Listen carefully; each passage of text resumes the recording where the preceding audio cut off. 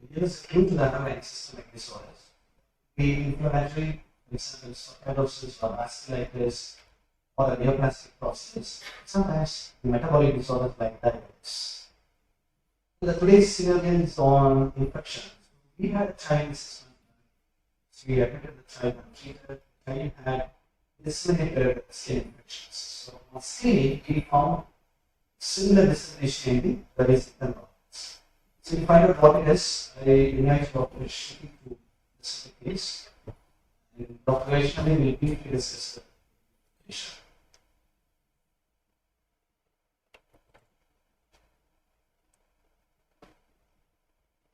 Good afternoon, everyone. I take immense pleasure to invite you all to the clinical combined rounds on behalf of the Department of Dermatology and Venereology. We are presenting a case of an 11-year-old male who was a resident of Delhi from a low socioeconomic status, who came to us with complaints of swelling followed by ulcerated plaques over his left cheek for a duration of 3 years. He had similar ulcerated plaques over his right lower leg for a duration of 1.5 years and over his left second toe for a duration of 3 months. He also had a diffuse dense tender swelling over his right paraspinal area for a duration of 3 months. Coming to the clinical course of his manifestations, initially he developed a painless swelling which ruptured to form discharging sinuses over a period of 2 to 3 weeks, followed by formation of ulcers which persisted for a duration of about 3 to 4 months. The lesions initially started from the right temple and had a similar course and self-resolved without any treatment. Following a year, he had a similar course over his left cheek, following which he had developed similar lesions on the right lower leg and left second toe within a span of 2 to 3 months. The initial smear and culture reports were not suggestive of tuberculosis. He was treated from an outside practitioner with tablet linezolid 300 mg BD. He was intermittent in his course but found partial response in few of his lesions. On examination, on the left side mandibular area, on the posterior aspect, there was a well-defined ulcerated plaque with seropurulent discharge and crusting. On the anterior aspect of the mandible, the lesion had healed with a puckered scar.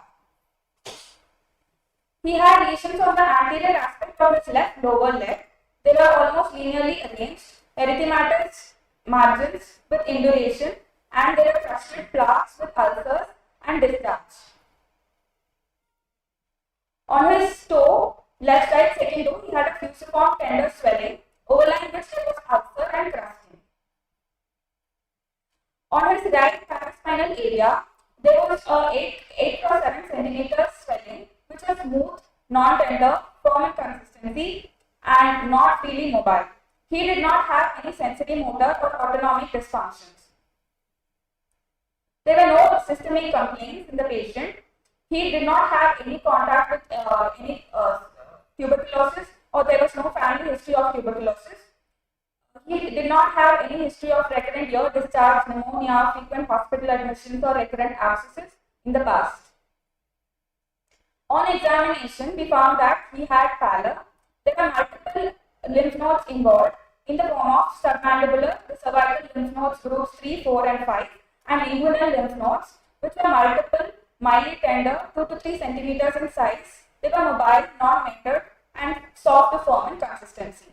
A BCG scar was also noted on the left side upper arm. His anthropometry was appropriate for his age. On systemic evaluation, he had mild hepatomegaly. The liver was palpable about 1 centimeter below the costal margin and it was non-tender. Apart from that, the rest of the systems were normal.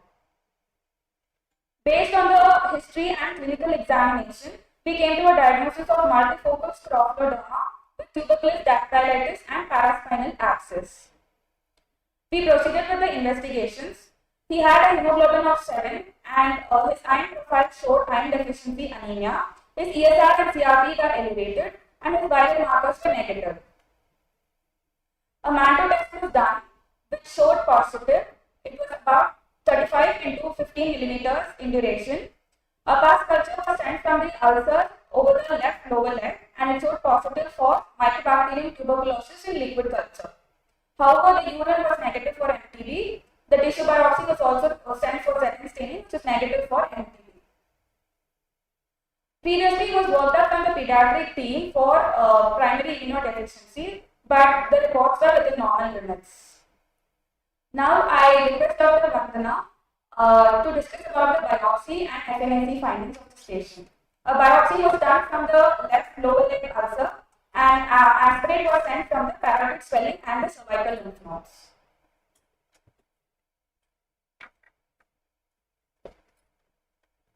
So first we received the biopsy from the leg swelling. This is the scanner view where we can see the epidermis, dermis and the subcutaneous tissue. In the low power view, we can see there are no definite granulomas or Langerhans type of giant cells or necrosis here. Not much findings we can see in this magnification. On higher magnification, we can see some epidermal changes in form of orthokeratotic hyperkeratosis, spongiosis and acanthosis. And here in the papillary dermis, we can see minimal chronic inflammation surrounding the vessels. In the deeper dermis, here we can see similar chronic inflammation surrounding the necral structures and the vessels. And also there is some fibroblastic proliferation. So in this biopsy, there was nothing suggestive of tuberculosis, but then we received an aspirate from the parotid region swelling, which showed this abundant necrotic material, caseous necrosis, which is forming these strings. And along with that, there were some aggregates of macrophages. And occasional epithelial cell granuloma was also seen. This is a ginger stain smear of the same aspirate. Next, we did a Zettin stain, which showed occasional acid pass bacilli. So we reported this as features consistent with tuberculosis.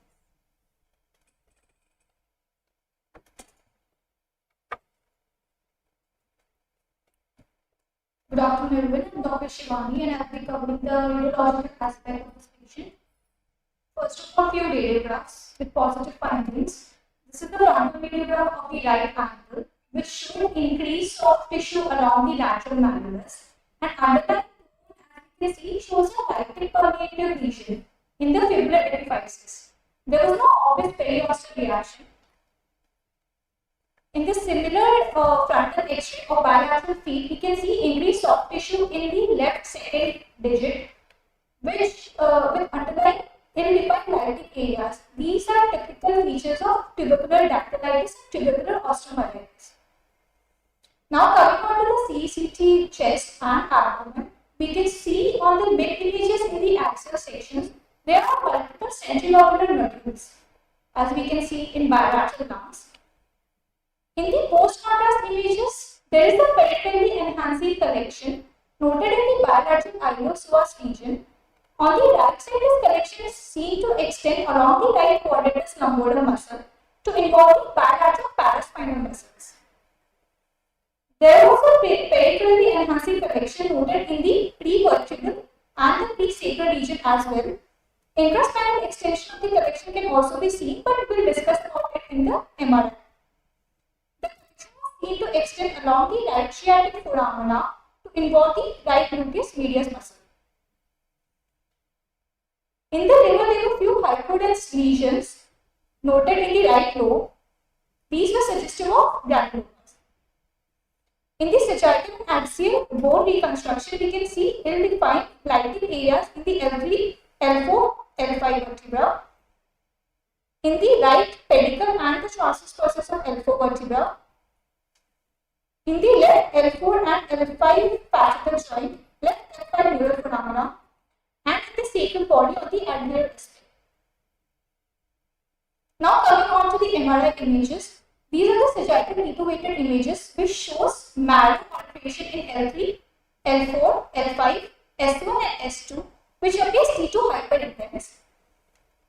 There is intraspinal extension of the collection via the sacral neural foramina on the right side and lower lumbar and sacral neural foramina on the left side. On the post-contrast images, we can see those peripherally enhancing connections in the location as I already described. There is intraspinal extension of the collection from around L1 to S3 level. There are area of leptomeningeal enhancement also seen, which suggests arachnoiditis.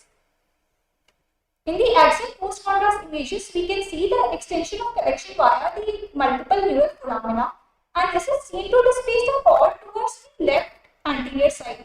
However, no signal alteration is seen in the cord. This collection is seen to extend along the right sciatic foramina to involve the right gluteus medius muscle. So, in summary, the few positive findings included in the radiograph which showed increased soft tissue thickening around the right lateral malleus and in the left second digit and underlying bone showed identified lytic areas. In the CCD chest and abdomen, we already discussed that there was a medically enhancing collection in the bilateral AIIMS region in the pre-vertical location, which was stacking along the right sciatic foramina, and there was extra-axial collection also.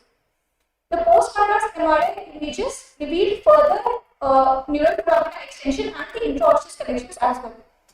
These findings were suggestive of disseminated tubercular infections. Further presentation will be continued by Dr. Ashwini. Thank you, ma'am.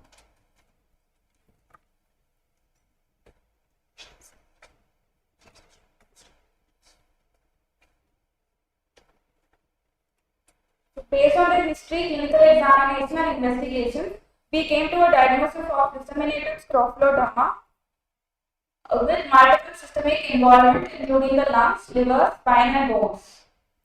So the patient was started from the doc center, the first line ADT intensive phase, which included 4 drugs, and he is planned to be shifted to the continuation phase after 6 months and to continue ADT for a period of 12 to 18 months in view of his disseminated infection. So the management of the paraspinal abscess was done after consultation from the pediatrics and neurosurgery, and under the assistance by the interventional radiology team, a weighted drainage was administered. A catheter, 10 French catheter was administered to the right paraspinal area, and we had drained around 30 to 40 ml of the fluid during a duration of 1 week, and there was remnant collection in the subcutaneous spleen, following which a single time aspiration of the same was done under anesthesia under ADT coverage. And the aspirate for the psoas abscess showed positive for MTB in the gene expert and PCR. So this was the response post ADT. The first image was taken at admission, and the second one shows the response to treatment. We can see multiple healed atrophic scars over the same sites after a duration of 4 months post ADT. Similarly, the dactylitis had resolved, and the psoas abscess also resolved. Though there is an atrophic scar over the site of the pupillary drainage. However, lesions of the face showed partial response to ADT. We are still following up the patient.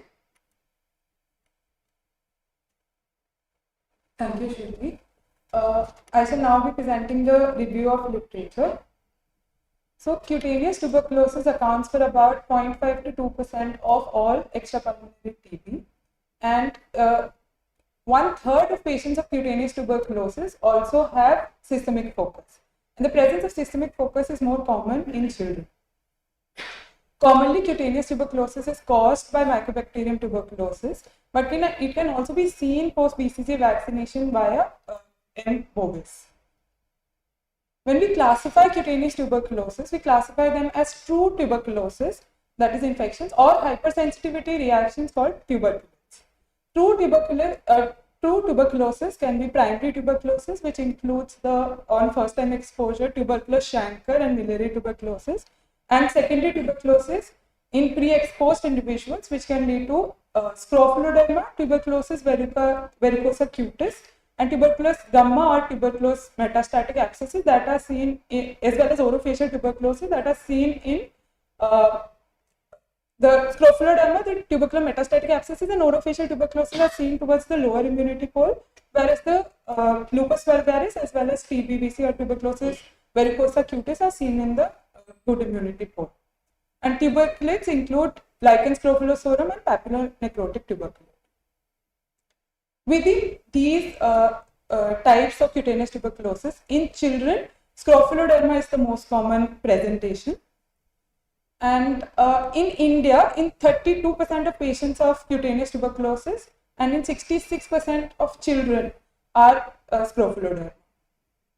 So scrophulodema usually occurs in continuation to an underlying focus of tuberculosis, which may be lymph node, joint, or bone, and it usually presents as a cold abscess which slowly increases in size, can persist for a few months, and then it softens, ruptures, and can lead to ulcers and sinuses,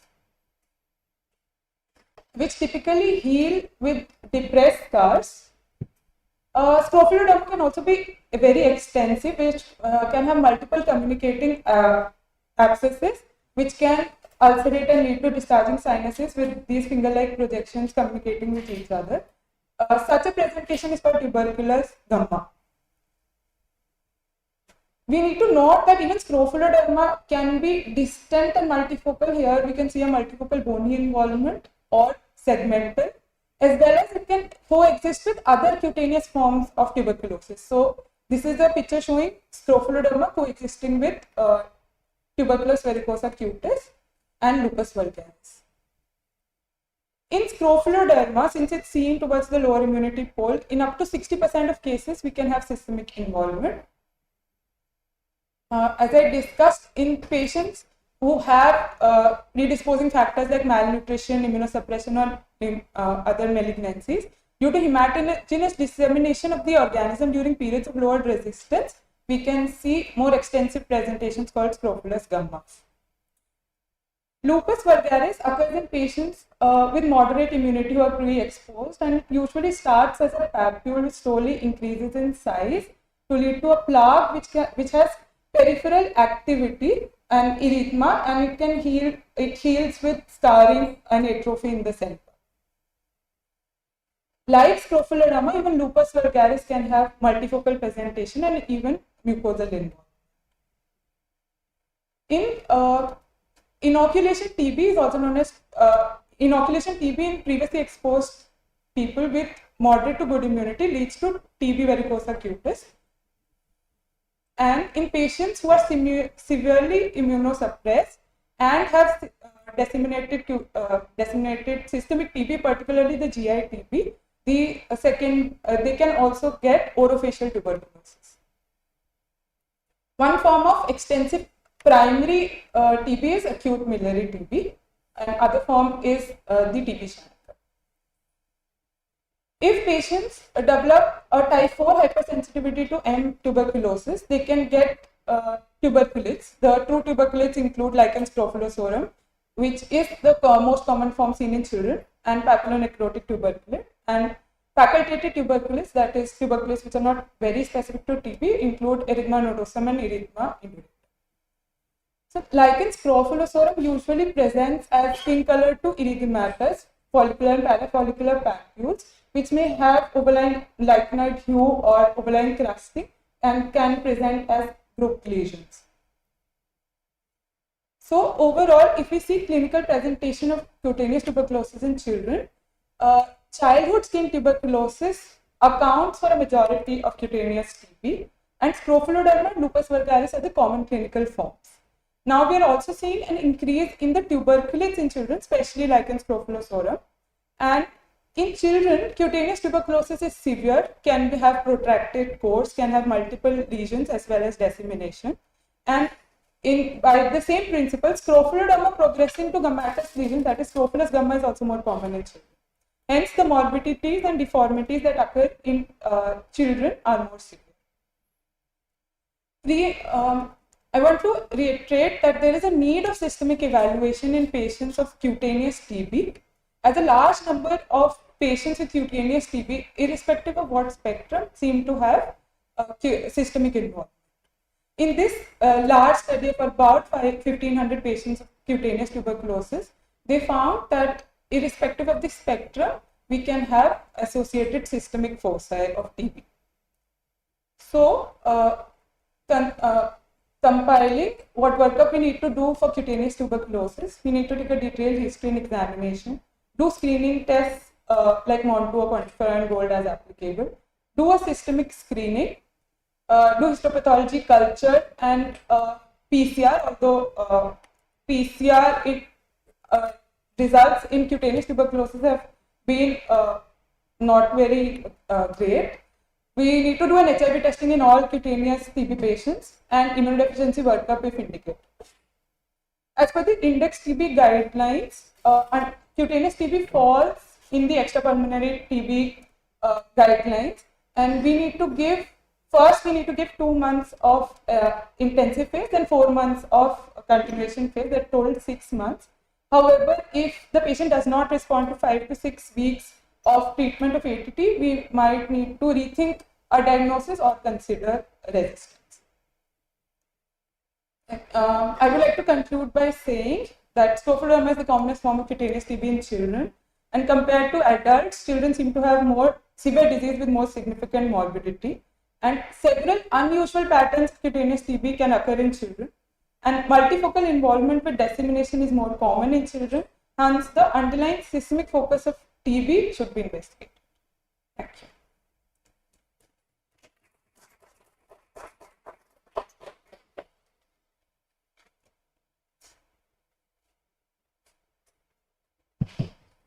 Thank you, Dr. Vaishnavi and the team. I think it's very important to recognize serious economic disability. So that we can avoid the serious consequences that this patient had. So, I think there was a delay in the treatment for 3 years' time.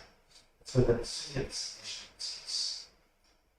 All the cases open for comments discussion, please.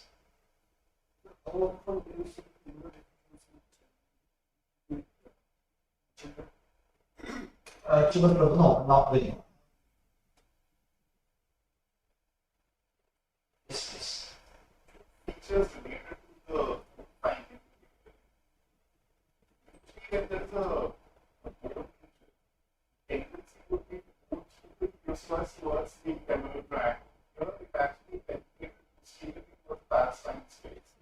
And secondly, with all these lesions, particularly involvement of the spinal canal, did you revisit the neurological examination? We are following the patient, and he is following with neurosurgery, plus theatrics, and also interventional neurology. So we are planning to repeat the MRI after 6 months of ATT. He, in spite of such severe involvement, he did not have any neurological deficit. But we are following it. But it's a very penetration posteriorly. Yeah. Spinal penetration. That's fine. Because that's not the path of least resistance. Okay.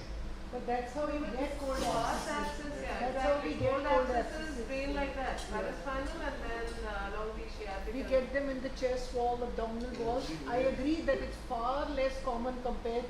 The psoas. Yeah, it will go along the psoas Psoas first, abscess, but yeah. it will break through from back Pulse also. posterior. Yeah, it does. Okay, That's what's called the cold abscess. And that's a classical presentation. We get so many of them. All the time. Yeah. Yeah. And that is Not how it something is unusual. diagnosed. Sorry. This is not something unusual. No, you see, having this much extensive itself is unusual, but this pathway of spread happens. You know, even from empyremas it happens. You may not even have a vertebral involvement. Even from empyremas, it can track through the intercostal muscles and come out. So the whole story of cold abscess is like that. When it tracks through the muscles and comes out into the subcutaneous tissue. So you have the swelling and without the acute signs of inflammation. But yes, it does follow this path. I agree, far less commonly, it will go along the muscle first, but it can break through in the intermuscular plane. Especially when the spine is involved. This is the router fix. And this was the sample which gave the positive results. Right. They sent us several other samples. The biopsy did not reveal anything. We got all negatives. That is, you sent us 3 subsequent urine samples which were all negative. All repeat tests were negative. Is this psoas first that gave expert and PCR positive? So I beg to differ when the lady said PCR results are not good. I'm sorry, madam. Kindly look up the literature.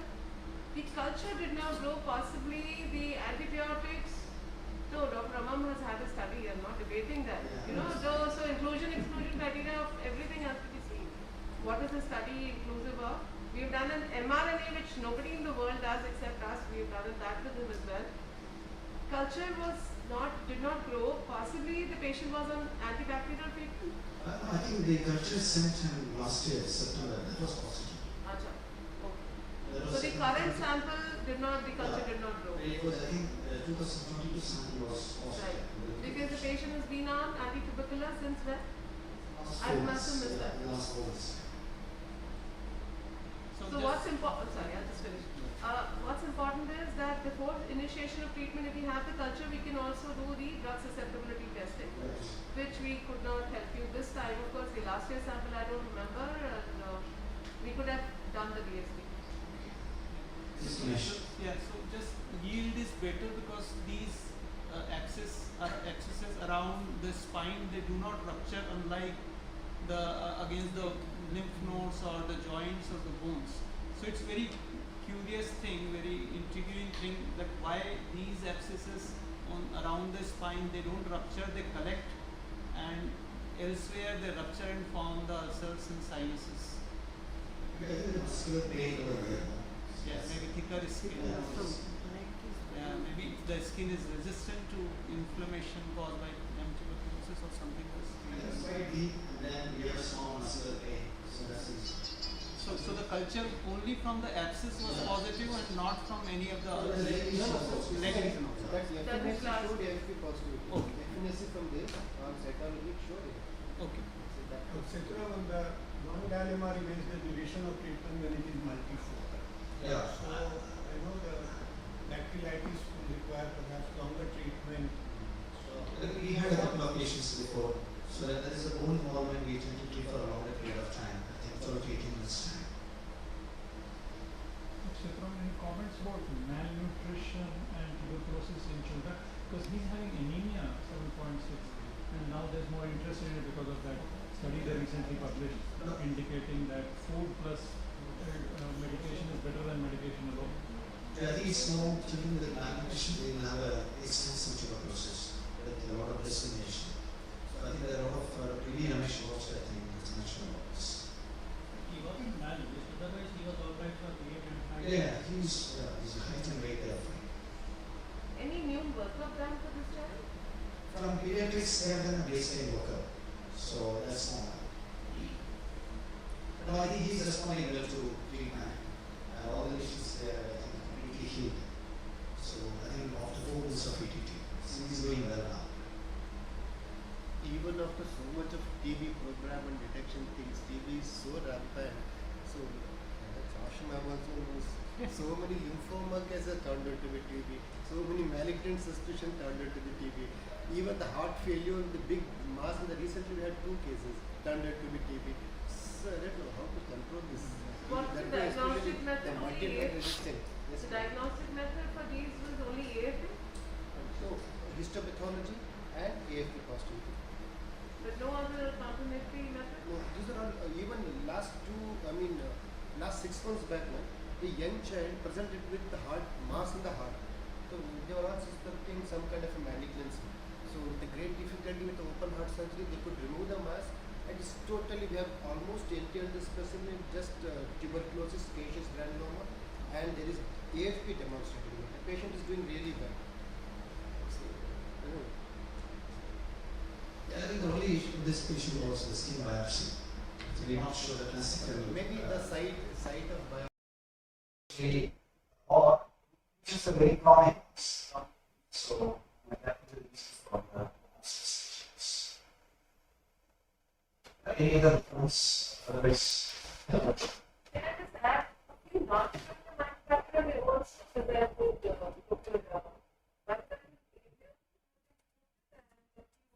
very few can not remove the one. yeah, we need to give a difference.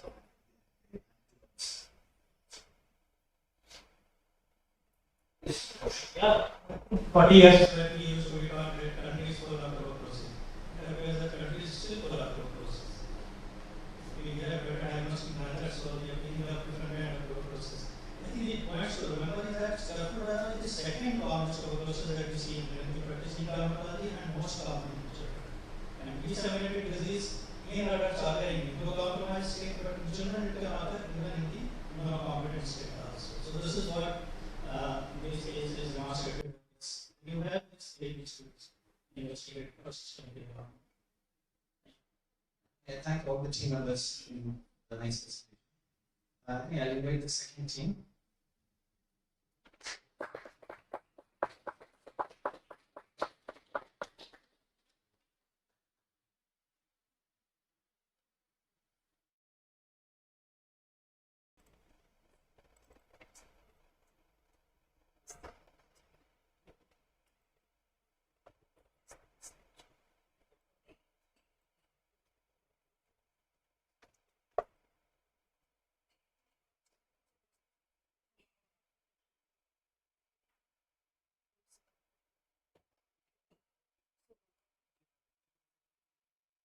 Good afternoon to everyone. Today's second CCR topic is on the rehabilitation of large facial defect. This patient has developed such large defects secondary to post-COVID mucormycosis. And this presentation will be covered under the following heading. Initially, in short about the case. Then ENT doctor will cover about the history of past illness and the surgical procedure undertaken for this patient. Then Dr. Rani will cover about the prosthetic rehabilitation in detail about this patient. In between, Dr. Shivani will cover the radiological examination required in such cases to see the extension of the disease. And also, this is a young female patient, 32-year-old female, have a history of poor socioeconomic status, and we can see she have a large oro-facial defect reported in our department. And main complaint of the patient was the poor facial appearance due to the missing intraoral as well as the facial structures we can see in the figures.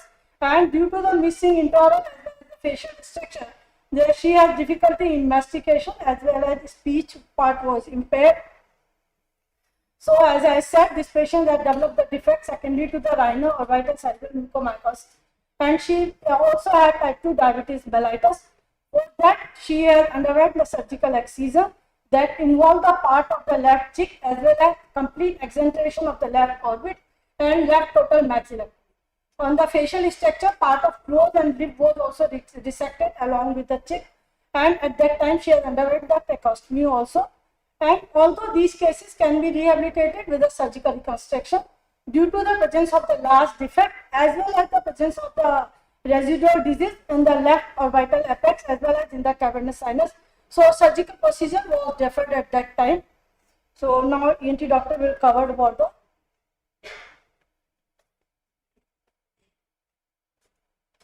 Good afternoon, everyone. The patient had initially presented to the Department of ENT with complaints of nasal bleeding with the nasal congestion, along with left-sided facial swelling and blackish discoloration, with pain in the maxillary molar region and a diminution of vision for 1 week. She was diagnosed with COVID-19 in May 2021 and was treated with home-based care with mild to moderate symptoms. She did not have any records of other medications she had taken during the disease. She was not vaccinated for COVID-19. She was newly diagnosed to have hypothyroidism and hypertension and was taking regular medications for the same. She was also diagnosed to be having diabetes after treatment of COVID-19. Following the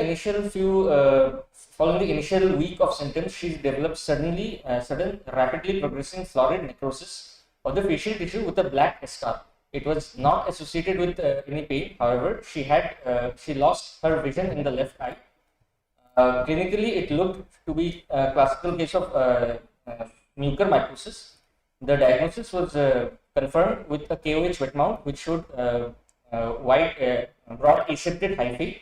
Fungal culture was also sent. However, we had to take decision regarding surgical debridement prior to the availability of culture. But eventually, it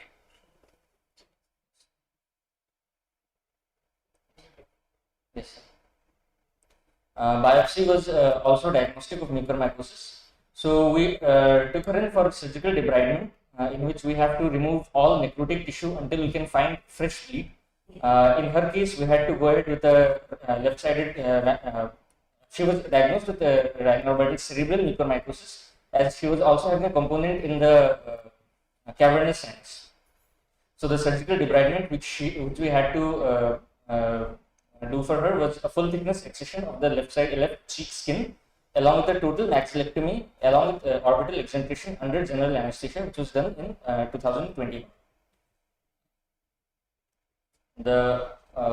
Following that, she had developed a defect which will be further described by my colleague in dental, Dr. Rani. Thank you. After the debridement was done, the patient reported after about 1 month to our department, and the extra-oral examination showed a class 4B bronze classification of the defect, in which the entire maxillectomy was done, which involved the entire one half of the maxilla and the orbital excenteration. And in this case, the exposed mucous membrane at that time was very tender, and the residual sinus and concha and the nasal septum that were poorly suited to support the prosthesis that we were planning. So this is a short video of the condition of the patient at presentation.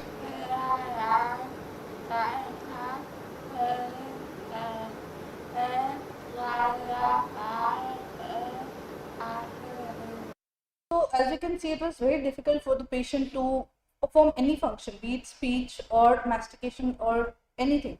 So it was very, it was a need for us to provide something for the patient so that she can eat and talk and appear in public. On intraoral examination, we can see that the right maxillary central incisor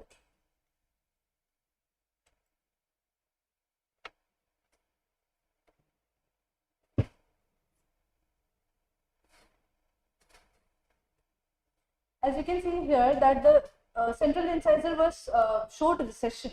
So this tooth was not good for support of the intraoral prosthesis, and also the soft palate was intact in this patient, and the tongue function was normal, and speech was altered due to oro-facial communication.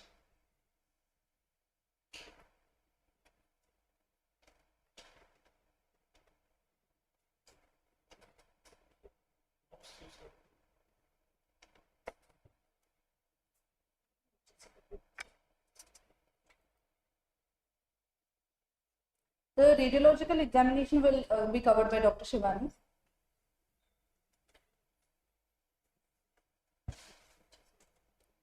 Good afternoon, everyone. Post-contrast MRI of head and neck and PNS was done on 21st of August. These are the coronal T2-weighted and post-contrast images which showed post-op changes in the form of non-visualization of the left orbit, left hemimaxilla, left nasal cavity, and the hard palate on the left side. However, there was a soft tissue which showed heterogeneous signal intensity on the T2-weighted images. Few areas of T2 intermediate and T2 hyperintensity was seen, and it was seen to extend from the left superior orbital rim to the left superficial temporal space, and it showed heterogeneous area of enhancement of the post-contrast images. In the axial T2-weighted images, we can see similar enhancing soft tissue in the left infratemporal space. There was a similar enhancing soft tissue seen in the left cavernous sinus, and the activation of the cavernous segment of the left ICA and left dorsofloral. On axial T2-weighted images, we can see there was a hypointense lesion in the left medial temporal lobe, and post-contrast is shown enhancement, which was predominantly perineal based, along with different focal pure enhancement along the left temporal lobe. These findings can suggest active inflammation. So, in summary, we saw post-op changes in the form of non-visualization of the left orbit, left hemimaxilla, left alveolus, and nasal cavity along with hard palate. There was an enhancing soft tissue in the left superior orbit, left superficial temporal space, left masticated space, and left IPF. It can suggest residue or recurrent disease. Similar soft tissue was seen in left cavernous sinus with aggravated IC or complicated loss of lobe. There was a small T2 microintense lesion in the left medial temporal lobe which showed enhancement. Along with that, there was focal pure enhancement. Going by the radiological finding, this T2 microintense lesion can suggest a fungal abscess. presented by Dr. Rani.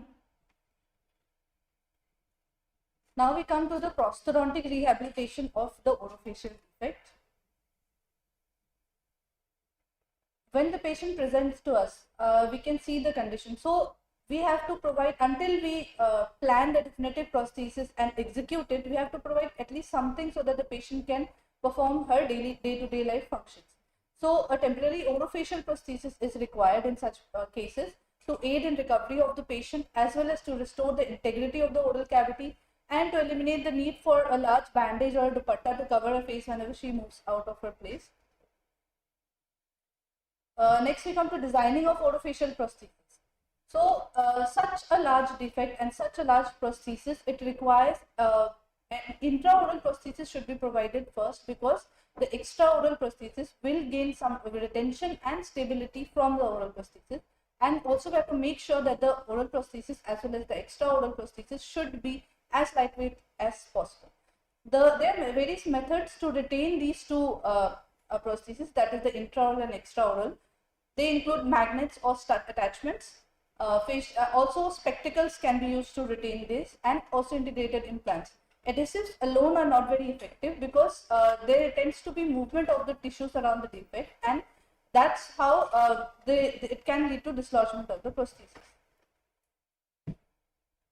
So we come to the clinical procedure for the rehab of such orofacial defects. These are the pre-operative photographs, and we can see here that the patient had come with a nasogastric tube to us. So this added to the challenge of taking the impression, rehabilitating this patient, but also it enhances the need to give the prosthesis so that this tube can be removed and the patient can continue oral feeding. The first step is the intraoral prosthesis, that is the obturator fabrication. As you can see, there is no lateral wall of the face or no confining boundary or landmark to proceed with such kind of case. So we have to modify our impression technique, and then the regular procedure for bite and fabrication of the intraoral prosthesis was done, and this was made hollow to make it lightweight. The next step is the facial prosthesis fabrication. In this case, the contour of the facial prosthesis was not very easy to delineate because there is no landmark at all on the left side of the face. So we had to use a topical hard wax to adapt it on the model, and then you adjust it on the patient's face so that the facial prosthesis that we are planning, it will be within the contours of the face and mimic the contralateral half of the face. And also while impression, we have to make sure that the patency of the airway in the patient is maintained using this plastic tube. After that, the procedure was followed, and modeling clay was used to sculpt the left side of the face, mimicking the right side of the face. This was tried on the patient, and then it was converted into a wax pattern, and then the processing was done so as to produce a facial prosthesis that is made in acrylic, and it was a lightweight prosthesis because this was made hollow using the loss sort technique. The spectacle here was used to provide additional retention so that it does not fall off, and also we can see here that magnets have been used to attach these two prostheses so that it gains some retention and it can stay on the face. So this was what we had seen earlier. This was the post-operative video after the temporary facial prosthesis.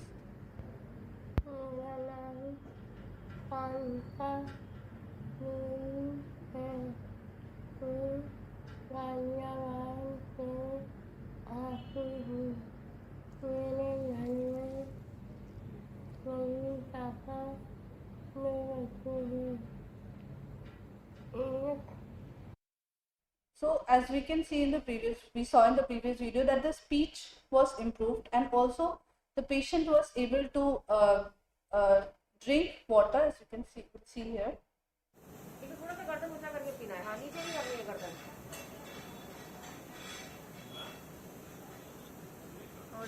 Consume fluids orally, and also there was some kind of she can use the prosthesis and appear in public at least without the dupatta or the covering.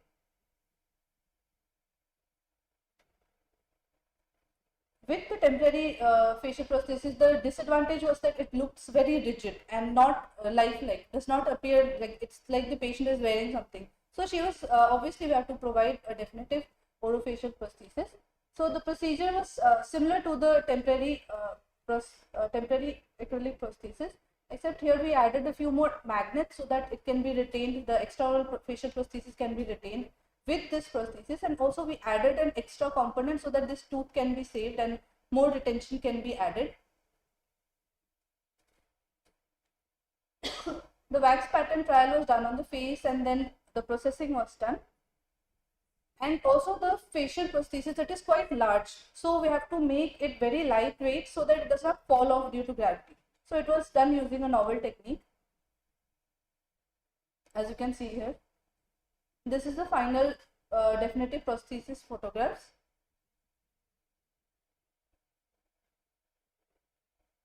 Now I'll be discussing the review of literature. In the era of mucormycosis, it was seen that females were affected more than males with mucormycosis, and most of the cases were reported from Maharashtra, Gujarat and Delhi, as we can see here.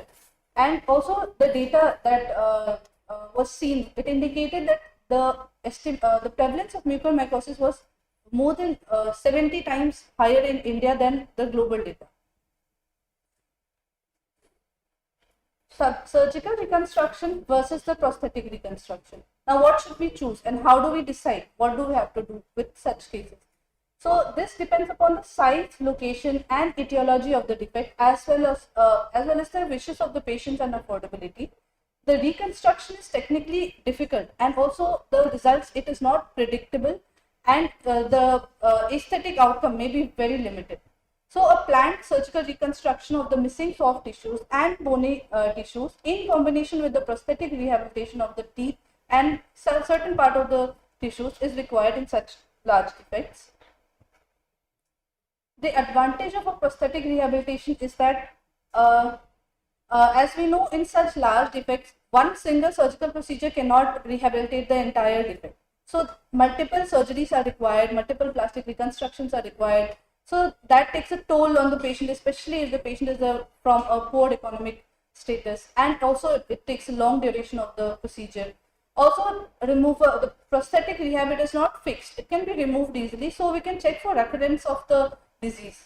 And there's no tissue expanders are not required in such prosthetic rehab. Surgical morbidity or the pain or scarring, there's nothing like that at the donor site.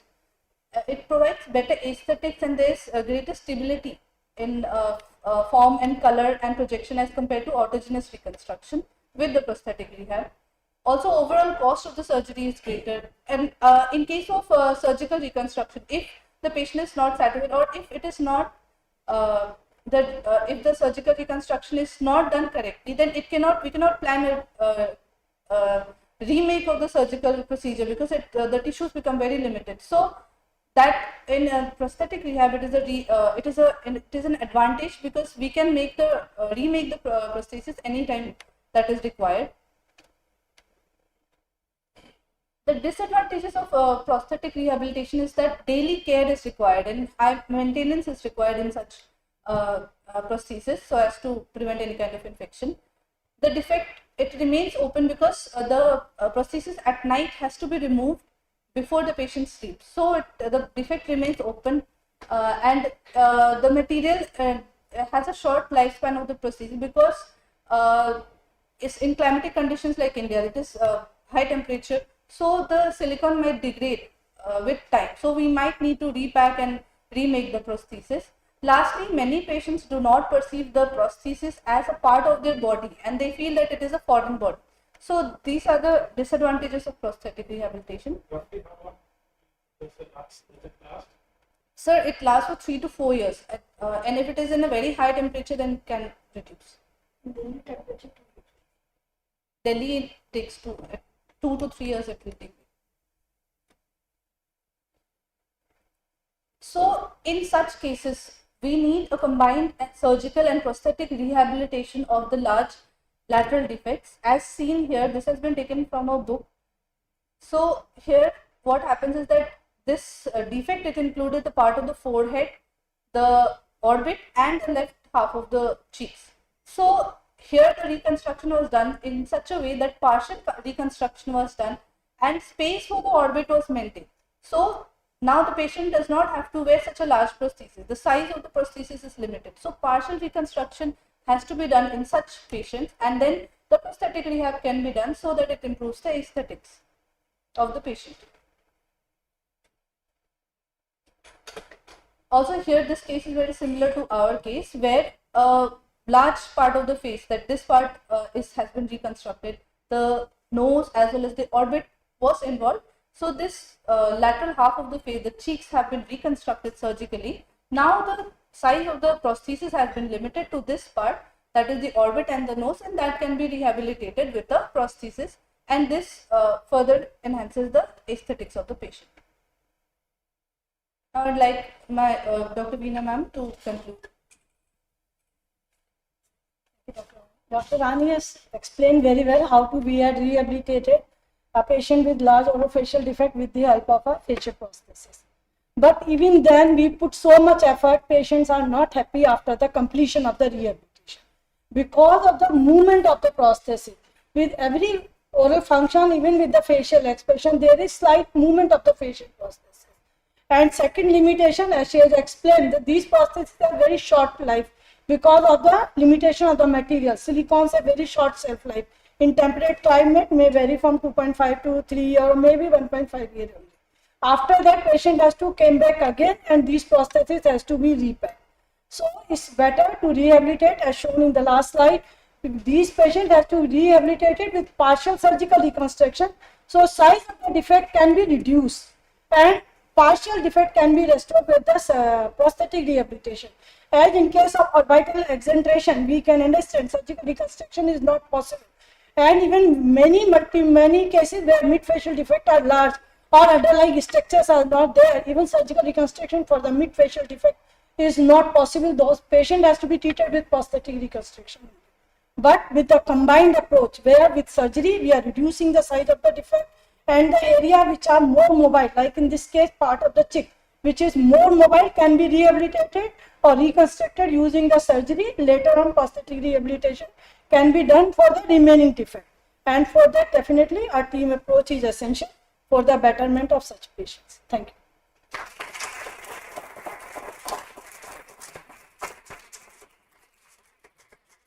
Any question? Can you make multiple processes at the same time so they can be replaced one after the other? No, sir. We preserve the mold. So once patient come to us after 1.5 year or 2 year or 3 year, we same mold can be used to repack. We remove this silicone over that and repack in the same mold. That take hardly 1 or 2 days. No need to repeat full procedure.